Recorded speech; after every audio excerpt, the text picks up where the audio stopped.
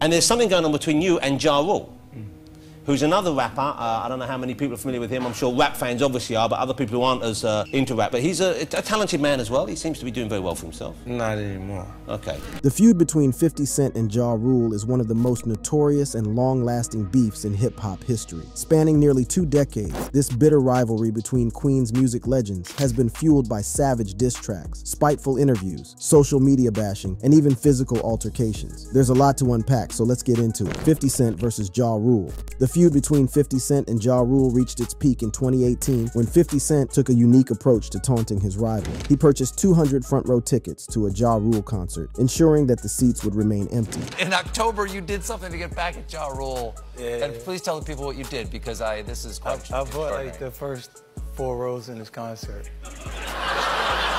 This act of mockery was a clear display of 50 Cent's determination to assert his dominance over Ja Rule. But the feud didn't stop there. In a recent incident that shocked the music world, 50 Cent called out Ja Rule for his controversial Jesus-style performance. During the 2023 BMI R&B/Hip Hop Awards, Ja Rule tied himself to a wooden column reminiscent of the flagellation of Christ, while his backup singers and dancers donned robes. As Ja Rule passionately belted out the verses of his 2000 song One of Us, the spectacle drew mixed reactions. However, 50 Cent wasted no time in mocking his rival, posting a video of the performance on Instagram with the caption, "Look at this shithead. Is he supposed to be Jesus? WTF, you can't make this shit up. LOL, so stupid." The feud between 50 Cent and Ja Rule has not only been marked by diss tracks and physical altercations, but also by a constant back and forth of insults and taunts on social media. Their rivalry has become a defining aspect of their careers, with each artist using it as a means to elevate their own status and gain attention. Let's go to the very beginning. In 1999, an incident occurred that would become a pivotal moment in the escalating beef between 50 Cent, then a member of the rap group G-Unit, and Ja Rule. It was a fateful night in Southside Jamaica, Queens, when Ja Rule found himself at the wrong end of a gun. He was robbed at gunpoint for his chain, an event that would leave a lasting impact on both his life and his relationship with 50 Cent. According to 50 Cent, the tension between him and Ja Rule began to brew when Ja Rule witnessed him hanging out in the club with the person responsible for the robbery. Weeks after the incident, Ja Rule allegedly saw 50 Cent socializing with the culprit, which sparked a deep sense of animosity between the two artists. However, Ja Rule vehemently denies ever witnessing this encounter, claiming that 50 Cent's anger stems from being snubbed by the Murder Inc. camp during a shoot for his single, Murder for Life. Regardless of the exact circumstances, the robbery served as a catalyst for the beef between 50 Cent and Ja Rule. It added fuel to the fire and intensified the already simmering tensions between the two artists. The incident not only left Ja Rule feeling violated and targeted, but it also created a sense of mistrust and resentment towards 50 Cent. In response to the robbery, 50 Cent wasted no time in using it as ammunition in their ongoing beef. He saw it as a chance to undermine Ja Rule's credibility and portray him as a vulnerable target. 50 Cent began taunting Ja Rule, claiming that he witnessed him hanging out with the robber in the club. This allegation added another layer of humiliation and mistrust to their already strained relationship. Furthermore, 50 Cent used the robbery as inspiration for his music.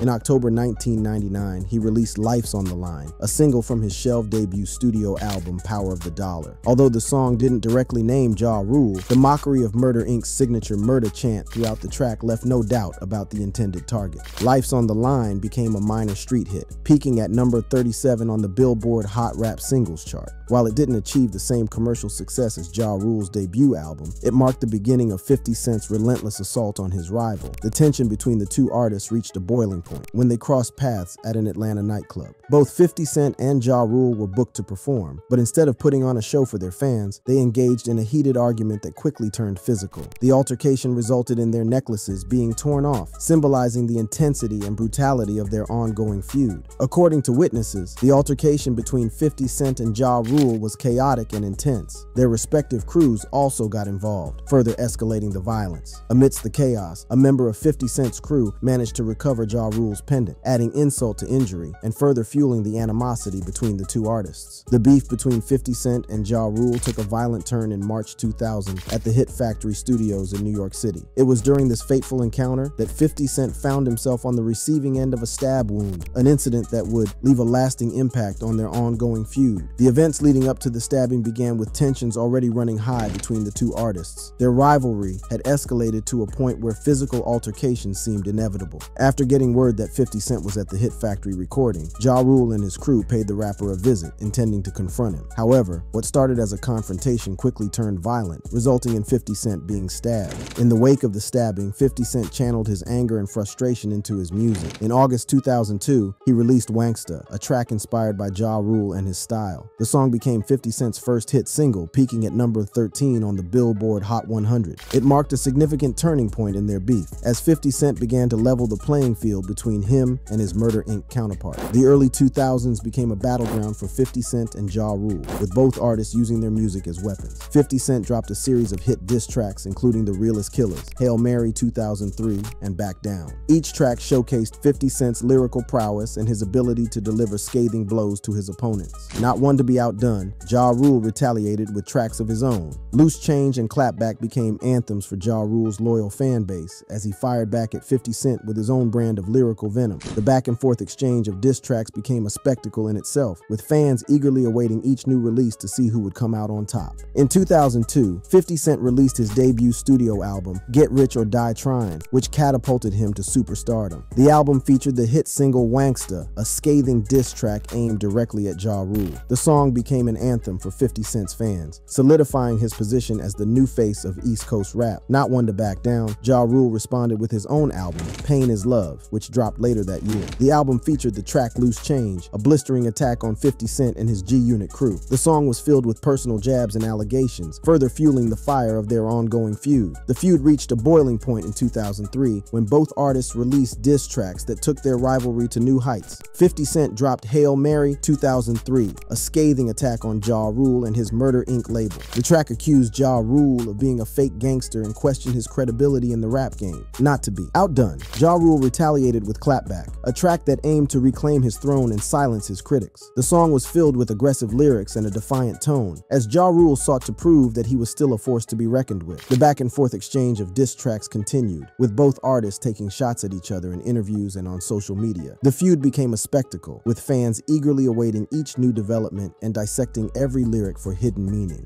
But the feud between 50 Cent and Ja Rule wasn't just confined to the music. It spilled over into their personal lives and even led to physical altercations. In 2009, 50 Cent famously punched Ja Rule's former associate Irv Gotti at a nightclub. The incident further fueled the flames of their ongoing feud and solidified their positions as bitter enemies. As the years went by, the feud between 50 Cent and Ja Rule began to lose some of its intensity. Both artists moved on to other projects and focused on their individual careers. However, the impact of their feud can still be felt in the hip-hop community today. In a 2013 interview with New York's Hot 97, Ja Rule conceded defeat in their musical war. He admitted to host Angie Martinez that he took the L in their ongoing battle. But 50 Cent, never one to let bygones be bygones, marked the moment by performing his track I Smell Pee at the station's Summer Jam Festival later that year. The feud may have simmered down momentarily, but the embers were still burning. Furthermore, 50 Cent found another opportunity to take a jab at Ja Rule when the infamous Fyre Festival scandal unfolded. He took to Instagram to post a now-deleted meme featuring Donald Trump, suggesting the appointment of Ja Rule as the Secretary of Festivals. The caption, a snarky, can't do nothing right. This move further solidified 50 Cent's position as the ultimate provocateur in their ongoing feud. After years of intense rivalry, the feud between 50 Cent and Ja Rule began to fade into the background. Both artists moved on to other projects and focused on their individual careers. But the impact of their feud and the legacy it left behind can still be felt in the world of hip-hop. But it wasn't only Ja Rule that 50 Cent had smoke for. He was steadily beefing with a lot of rappers. 50 Cent versus everyone.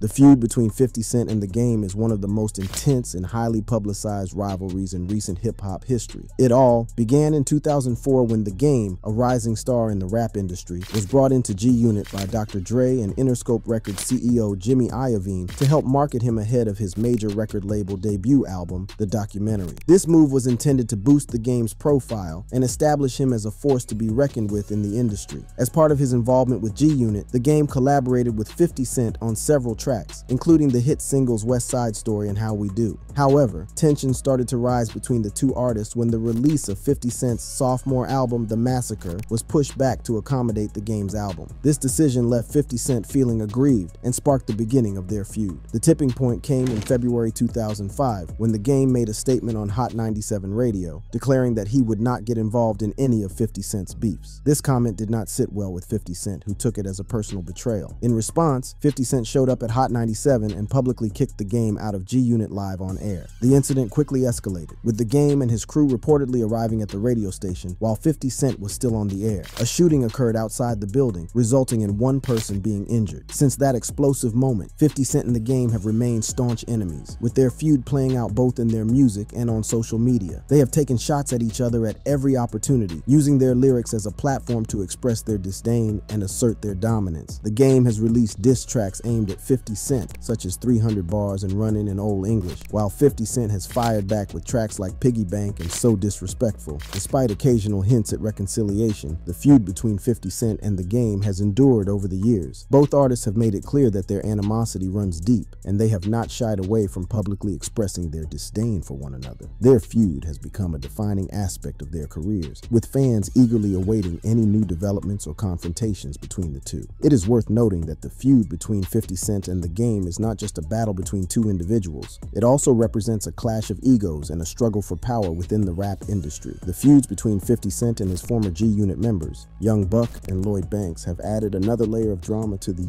rapper's tumultuous career. In 2008, 50 Cent made the controversial decision to drop Young Buck from G-Unit Live on Hot 97. The public fallout between the two was fueled by Buck's decision to speak openly about the group's conflicts in public. In an interview with Yo Raps magazine, Buck claimed that he had not received any royalty checks since signing with G-Unit Records. This revelation further strained their already fragile relationship and led to a public spat between the two. Lloyd Banks, another member of G-Unit, also found himself at odds with 50 Cent. In 2010, the two had a very public disagreement over Banks' apparent reluctance to have Eminem feature on his album, HFM2. This disagreement highlighted the tensions within the group and the challenges of maintaining a unified front in the face of individual ambitions. Despite occasional moments of reconciliation, the feuds between 50 Cent and Young Buck, as well as Lloyd Banks, have resurfaced over the years. In 2016, 50 Cent publicly criticized Banks for posing for a photo with the game, reigniting the tensions between them. In 2018, 50 Cent announced that Banks was no longer part of G-Unit, further solidifying the divide between them. These feuds have not only strained the relationships between 50 Cent and his former G-Unit members, but have also highlighted the complexities of navigating the music industry. The pressures of fame, success, and individual aspirations can create rifts within even the closest-knit groups. The conflicts between 50 Cent, Young Buck, and Lloyd Banks serve as a reminder of the challenges artists face in maintaining both personal and professional relationships in the competitive world of hip-hop. It is important to note that despite the feuds, there have been moments of unity and collaboration within G-Unit. In 2014, 50 Cent, Young Buck, and Lloyd Banks performed together at Hot 97's Summer Jam concert, suggesting that there may be room for reconciliation and a shared history that cannot be easily erased. However, the ongoing tensions and public disputes between 50 Cent and his former G-Unit members continue to captivate fans and keep the feuds alive. Next, the feud between 50 Cent and Cam'ron is a prime example of how conflicts in the hip-hop world can escalate and capture the attention of fans and the media. This feud began in 2007 when the two rappers had a heated argument live on Hot 97, a popular radio station. During the interview, 50 Cent was promoting his third studio album, Curtis, when Cam'ron and Alan Grunblatt, the general manager of Coke Records, called into the station. The conversation quickly turned into a heated exchange as the two rappers argued over 50 Cent's previous comments about Coke Records, referring to it as a graveyard and comparing the sales stats of their respective imprints and artists. As tensions rose, Cam'ron began swearing, and the argument was abruptly cut short. This incident marked the beginning of a bitter feud between 50 Cent and Cam'ron, with both artists taking shots at each other in their music and public statements. Despite the intensity of their feud, there have been moments of apparent reconciliation between 50 Cent and Cam'ron. In 2016, Cam'ron shared a photo on Instagram showing him and 50 Cent laughing together, suggesting that they had put their differences aside. However, the true nature of their relationship remains uncertain, as the dynamics of the hip-hop industry often involve complex alliances and shifting loyalties.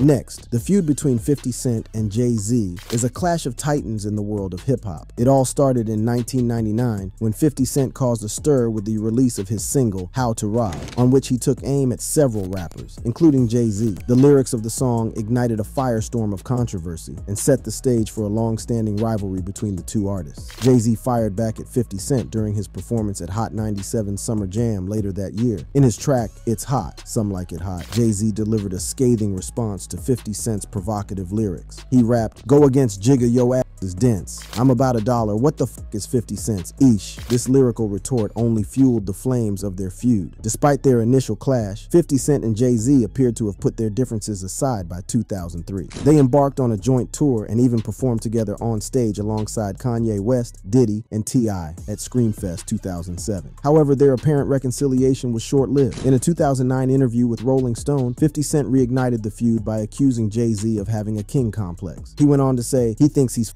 Jesus. These provocative statements reignited the rivalry between the two artists and sparked a new wave of diss tracks and public jabs. In recent years, 50 Cent has publicly criticized Jay-Z's music and achievements. He has referred to Jay-Z's album 444 as golf course music and claimed that Jay-Z has only won Grammy Awards because of his wife Beyonce. These comments have further fueled the feud and kept it alive in the public eye. 50 Cent also has beef with Lil Wayne. In 2007, during an interview with Funkmaster Flex, 50 Cent referred to Lil Wayne as a due to his high number of guest features. This comment marked the beginning of a feud that would play out in diss tracks and public statements over the years. Later that same year, 50 Cent released a diss track called Part-Time Lover, in which he took shots at Lil Wayne and Cash Money Records founder Birdman. The lyrics of the track, such as "You Make Me Wanna Kiss You Like Baby Kiss Wayne," were provocative and aimed at undermining Lil Wayne's credibility. Lil Wayne didn't take these attacks lying down. He responded with his own diss track called Louisianimal, in which he fired back at 50 Cent with lines like "Call me Lil Louisiana Carter, I go harder, all about $1.02. Ouch. The feud between 50 Cent and Lil Wayne continued to escalate in 2009 when 50 Cent referred to Lil Wayne as a junkie in an interview with Rolling Stone. This comment further fueled the animosity between the two artists and kept their feud in the public eye. Despite their ongoing feud, there have been moments of apparent reconciliation between 50 Cent and Lil Wayne. In 2012, after Lil Wayne had a seizure, 50 Cent publicly wished him well, showing a glimpse of a potential truce between the two. 50 Cent has also expressed his desire to collaborate with Lil Wayne, stating that he now wants to work with his former foe. This statement surprised many, as it seemed to indicate a possible end to their long-standing feud. For 50 Cent, feuds are a defining aspect of his career, but he's much more than that. Dangerous 50 Cent. From his early days as a crack dealer at the age of 12 to surviving a near-fatal shooting at 23, 50 Cent's life has been a roller coaster of violence and adversity. Despite old rivals and enemies who want him dead, 50 Cent remains unshaken, walking through life with an air of confidence and fearlessness. Curtis Jackson, better known as 50 Cent, was born on July 6, 1976, in the rugged and drug-infested south side of Jamaica, Queens. Growing up in this volatile environment, Curtis was exposed to the harsh realities of life from an early age. His mother, Sabrina Jackson, was a drug dealer who tragically lost her life when Curtis was just 8 years old. Left without a mother figure, Curtis found solace with his grandparents, who tried their best to steer him away from the streets. However, Curtis was drawn to the allure of the neighborhood and the older guys who ran the drug trade. At the tender age of 12, he was introduced to the world of crack dealing. The older guys saw potential in Curtis and gave him a small amount of cocaine to sell. They knew that he had no one looking out for him and saw an opportunity to groom him as a dealer. While other kids his age were oblivious to the workings of the drug trade, Curtis quickly learned the ropes. He would hustle between 3 and 6 in the afternoon, pretending to attend an after-school program while making deals on the streets. His ability to adapt and leave the street life at his doorstep when he entered his grandmother's house showcased his duality. By the time he reached his late teens, Curtis was making a staggering $5,000 a day selling crack and heroin. He became a rising street icon, feared throughout Queens. With his newfound wealth, he bought himself a white Land Cruiser and a white Mercedes-Benz 400 SE, solidifying his status as a prominent figure in the neighborhood. To maintain his hold on the drug trade, Curtis employed a combination of intimidation and strategy. During one of his prison stints, he met thieves from Brooklyn and enlisted their help in robbing rival Queens hustlers. In a clever move, he allowed the thieves to keep the cash and jewelry they stole as long as they handed over all the drugs. Curtis would then distribute the stolen drugs to his customers as a buy one get one free deal, forcing his competitors to carry guns and scatter when the police arrived. Consistency was key to Curtis's success. Whether it was selling crack or creating mixtapes, he understood the importance of delivering quality and building anticipation. His reputation as a ruthless dealer and his ability to navigate the dangerous streets of Queens earned him the respect and fear of those around him. While Curtis doesn't take pride in his involvement in the drug trade, he also feels no guilt about it. He recognizes that the circumstances of his upbringing and the lack of opportunities led him down this path. Selling drugs was a means to provide for himself, and he never intended to harm anyone in the process. Little did Curtis know that his life was about to take a dramatic turn. In the summer of 1994, he was arrested twice in 3 weeks, a clear sign that death or prison was imminent. The odds were stacked against him, and he knew he had to find a way out. As Curtis Jackson faced the looming threat of death or imprisonment, he knew he needed to find an escape from the dangerous world of the drug trade. It was during this pivotal moment in his life that he turned to hip-hop as a way to channel his energy and tell his story.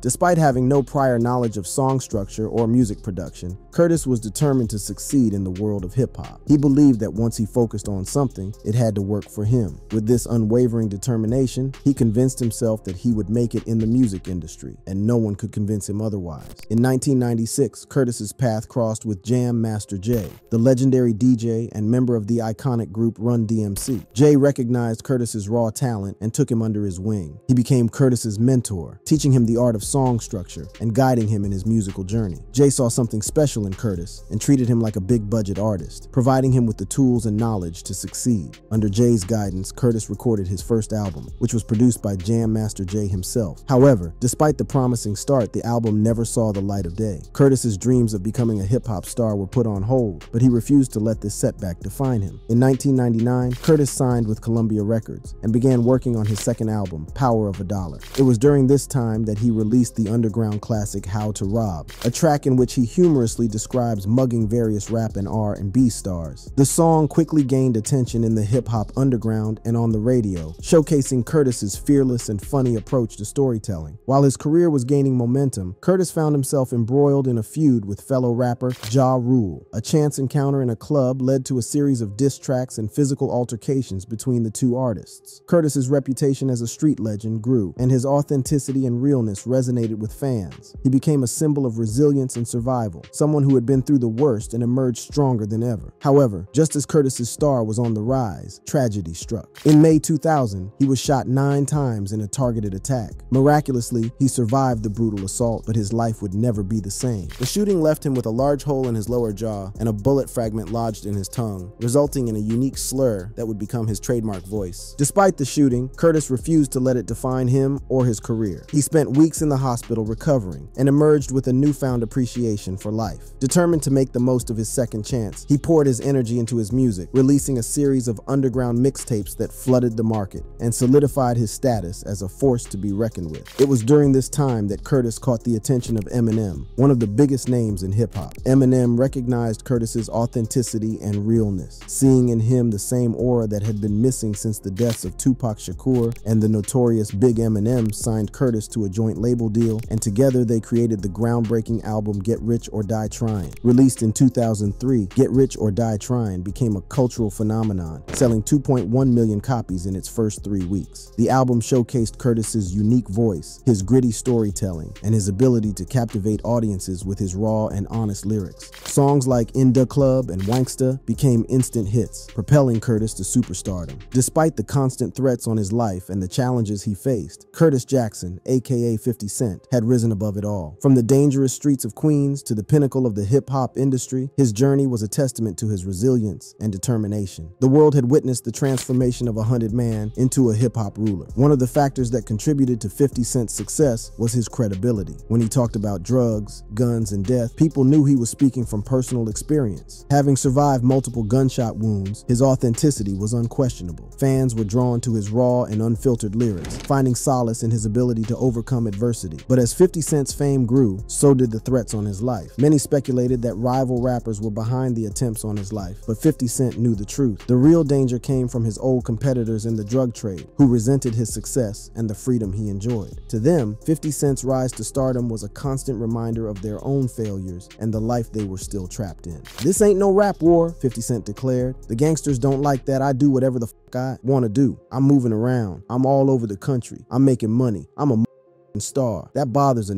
The people that dislike me have nothing to lose. I'm from the bottom. They're uneasy about still being on the bottom." To protect himself from the constant threats, 50 Cent adopted a strict security protocol. He surrounded himself with a team of 4 to 6 bodyguards who were always just inches away, ready to spring into action at a moment's notice. Bulletproof trucks became his mode of transportation, ensuring his safety while on the move. Despite the dangers he faced, 50 Cent remained unfazed. He never refused to stop for an autograph or a photo request, even if it meant exposing himself to potential danger. danger. His confidence and fearlessness were evident in his body language and demeanor. He knew that his reputation alone was enough to protect him and his loved ones. But the threats extended beyond 50 Cent himself. His grandparents, who still lived in the house where he grew up in Queens, were also potential targets. However, 50 Cent believed that his reputation and the consequences that would follow any harm done to his family were enough to keep them safe. He warned his would-be killers, "They know how I am. Anything go on around there, they need to move everything they love, they mammy, they pappy, they kids, all that.